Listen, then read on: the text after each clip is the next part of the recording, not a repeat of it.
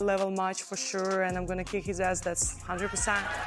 After all, there's a good argument to be made that this entire thing was stupid and pointless. However, it's certainly something that generated some level of interest.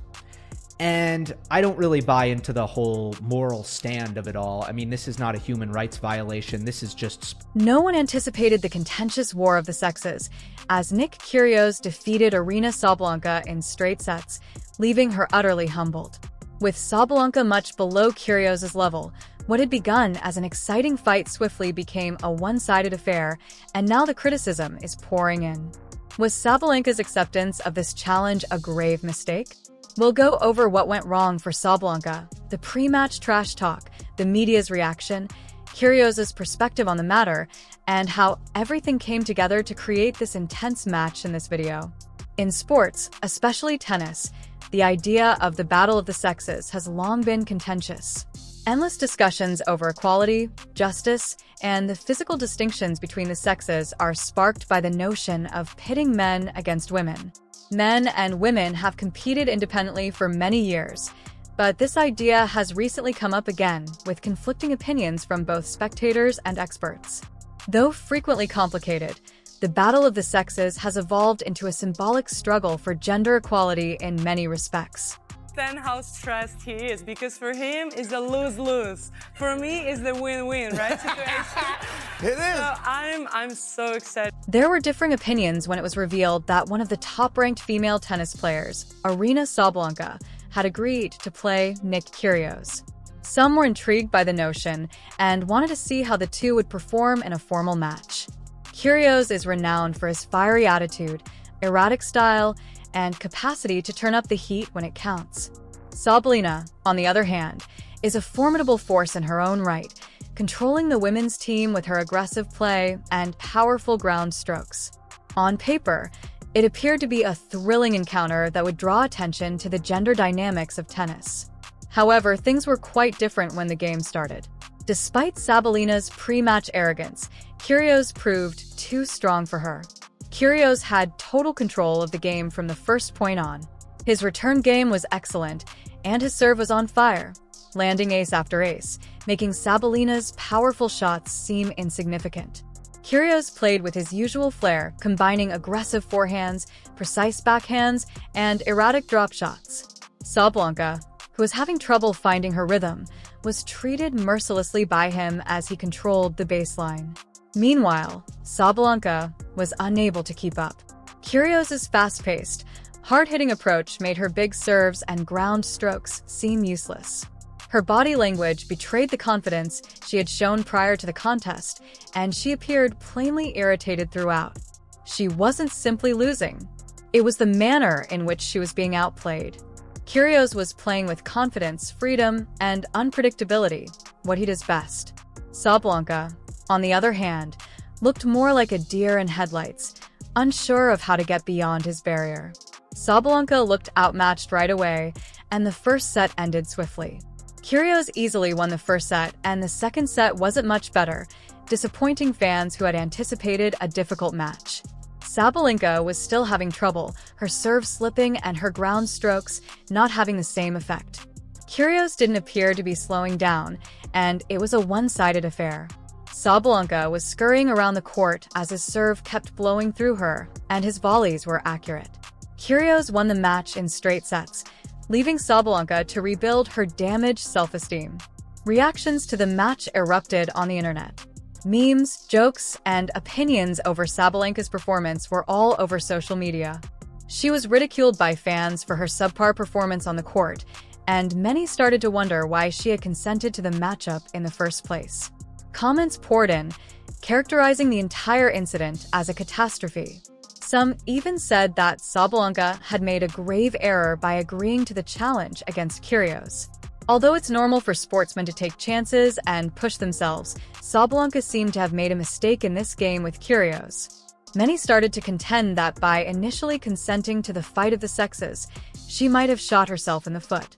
There was a feeling that the odds were stacked against her and that she was destined to fail. After all, Kyrgios is an elite player with years of expertise, a fiery disposition, and the capacity to easily dominate opponents. Even though Sabalenka is a great player, she is still improving and might not have been ready for the kind of pressure Kyrgios would place on her. I also thought Nick was a bad choice for this, especially given where he's at in his career, because I do imagine an alternate universe. However, the trash talk before to the game added to the intrigue of the whole situation. Prior to the competition, Sabalenka had stated that she was confident in her chances of winning. She spoke a big game in interviews and social media posts, declaring that she was prepared to take on Kyrgios and that she would bring the fight to him. Fans were excited to witness her take on the infamously vocal Kyrgios after hearing her audacious remarks. Before the fight, Sabalenka had declared, "I'm going to show Kyrgios that I'm not afraid of him. I'll make sure he understands that playing on that court will be difficult. I've been getting ready for this, and I'm prepared to succeed." I understand how stressed he is because for him it's a lose-lose. For me it's the win-win, right? It is. So I'm so excited. But her remarks soon came back to haunt her. Many spectators and commentators noted that Sabalenka's trash language appeared more like hollow bluster than a true game plan when the match concluded in such a decisive manner. She felt humiliated by Kyrgios' performance rather than living up to her pre-match confidence. The criticism was only heightened by her incapacity to provide evidence to support her statements on the court. Reactions to Sabalenka's subpar performance were now raging on the internet. Her overconfidence was quickly ridiculed by some fans, who described it as unwarranted arrogance. Others were more understanding, realizing that women in the sport constantly face difficult challenges in the war of the sexes. However, one thing was evident regardless of the response. The consequences had only become worse due to Sabalenka's nasty talk. The backlash was unavoidable when she didn't live up to the high expectations prior to the contest. However, the criticism didn't end there. There were others who questioned Sabalenka's initial decision to accept the duel. Ultimately, the idea of the battle of the sexes has always been contentious. Although it has been utilized to advance gender equality in sports, it also calls into question the fundamental distinctions between men and women in tennis. In a competition like this, could a woman truly compete on an equal footing with a man? If so, given the enormous stakes, should she have consented to it? Sabalenka was seen by many as having put herself in a losing position. Given the conditions, even if she had won, it would have been viewed as relatively meaningless. Given Kyrgios' reputation for unpredictability, any victory over him would have probably been viewed as an exception rather than a true victory. However, her image and career would have suffered if she had lost, particularly in such a dominant manner. Many media sites started calling the entire thing a disaster as soon as they got involved. The notion of a fight of the sexes, according to critics, was problematic and out of date. They said it wasn't the proper way to advance gender equality and that it perpetuated negative preconceptions about men and women in sports. Some even referred to the match as unethical, implying that Sabalenka had been exploited by accepting the challenge. However, Nick Kyrgios was not going to give in to criticism. He clarified after the match that Sabalenka had voluntarily accepted the challenge and that he had not coerced her in any way. In his post-match interview, Kyrgios stated that she was the one who requested this. "I didn't force her to do anything. I'm simply here to play my game, but she requested this matchup." The assumption that Kyrgios had exploited Sabalenka or that he was in any way accountable for the result was strongly refuted by his remarks. He made it clear that he had prepared for the game and entered it with the same mindset as he does every other match. He maintained that his success was merely the consequence of his own careful planning and execution. Kyrgios was also criticizing Sabalenka's pre-match trash talk by silencing the naysayers and defending his own performance. Numerous individuals had noted how much she had exaggerated herself prior to the game, just to fall short of her expectations. In many respects, Kyrgios' success seemed like a direct challenge to that assurance, demonstrating that what is said on social media is one thing, but what is actually done in court is quite another. The pre-match trash talk had only made Sabalenka's loss more difficult to accept. She had spent a lot of time discussing how she would vanquish Kyrgios and demonstrate her dominance. However, she was placed on the sidelines as Kyrgios subjugated her when it came time to support her claims. It was difficult to ignore the contrast between the pre-match arrogance and the actual match, and Sabalenka soon became the subject of memes and jokes on the internet. Many people are asking if there will be more battle of the sexes matches in the future as a result of this whole mess. While some contend that it's an effective technique to raise awareness of gender equality in sports, others think the idea is no longer relevant.